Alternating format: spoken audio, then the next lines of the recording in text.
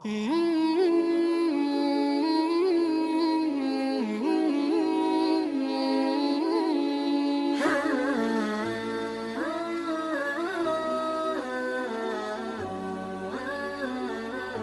Sobat Asik. Pada kesempatan kali ini kita akan membahas Dajjal. Ya, makhluk paling mengerikan yang pernah ada. Kita semua memang udah pasti sering dengar nama Dajjal kan? Tapi apa kalian tahu bagaimana kisah lahirnya Dajjal? Bagaimana dia bisa dilahirkan? Dibesarkan oleh siapa dan siapa yang merawatnya? Ya, Dajjal sama halnya seperti kita. Kita? Kalian aja deh.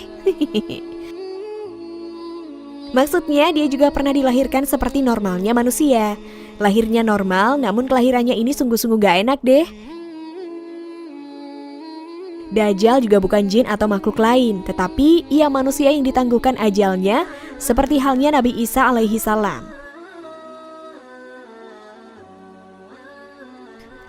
Langsung aja deh Mimin ceritain ya. Sebelumnya jangan lupa untuk subscribe ya, biar kita makin mesra. Dajjal lahir dari seorang ayah dan ibu keturunan Yahudi, yang dimana ayah dan ibunya si Dajjal ini masing-masing terlahir sebagai anak haram. Ya, ayah dan ibunya terlahir dari hubungan terlarang, dalam hal ini hubungan seks di luar nikah dan sedarah pula. Terus mereka kawin. Nah, dalam perkawinan ini mereka lama tak dikaruniai seorang anak. Sampai saat di usia pernikahan mereka yang ke-30, si cewek ini lagi mens, terus si cowoknya minta jatah deh. Nah, dalam keadaan mens mereka wik-wik dan alhasil jadi deh, hamil dan lahir. Nah, anak inilah yang namanya Dajjal. Kebanyakan orang tuanya sama-sama terlahir dari hubungan sedara, terus melahirkan Dajjal pula dari wik-wik yang terlarang. Saking laknatnya pada saat kelahirannya, alam seperti nggak mau nerima kehadirannya. Banyak bencana terjadi pada masa itu. Langit-langit berawan gelap, sambaran petir bergemuruh, angin topan, banyak kejadian-kejadian menyeramkan pasca kelahiran Dajjal. Emang dasar silsilahnya aja udah laknat. Pasti ngerepotin nih. Oke, next. Selain itu Dajjal juga terlahir cacat. Dengan muka yang mengerikan, hitam, matanya cuma satu. Alhasil, semasa Dajjal lahir sangat menyengsarakan kedua orang tuanya. Dari bayi sampai Dajjal berusia 5 tahun, Dajjal tidak pernah bangun dari tidurnya. Dia hanya tidur dan tidur. Tidak makan tapi kok bisa hidup ya? Sampai 5 tahun pula.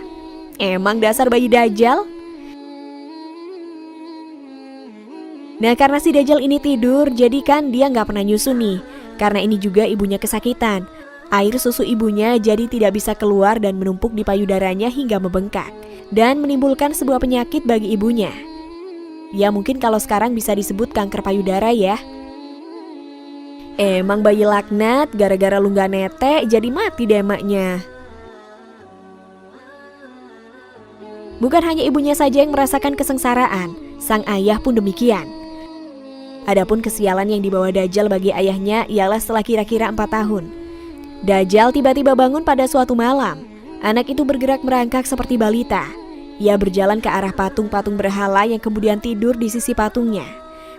Tak hanya itu, si Dajjal juga pipis dan pup di berhala itu, yang dimana berhala itu adalah simbol Tuhan bagi kaum itu. Saat pagi hari semua orang berkumpul dan beribadah dan melihat si anak Dajjal ini mengotori Tuhan mereka. Karena si Dajjal bayi ini adalah anak yang lumpuh dan mati suri. Orang-orang mempercayai bahwa yang meletakkan Dajjal di situ adalah ayahnya. Alhasil ayahnya dihukum karena dianggap melecehkan Tuhan. Ayahnya harus menanggung hukuman karena tidak dapat membuktikan bahwa si Dajjal bayi itu merangkak ke situ sendiri. Dan ayahnya disiksa agar dia mengakui bahwa itu adalah perbuatannya, hingga akhirnya dia dijatuhi hukuman mati. Dan lagi-lagi bayi Dajjal membawa sial untuk orang tuanya. Setelah ayahnya meninggal, Dajjal berada di dalam istana selama kira-kira 1 tahun 1 bulan. Diasuh sementara oleh sang raja. Namun setelah itu Allah Ta'ala murka dan memusnahkan negeri itu.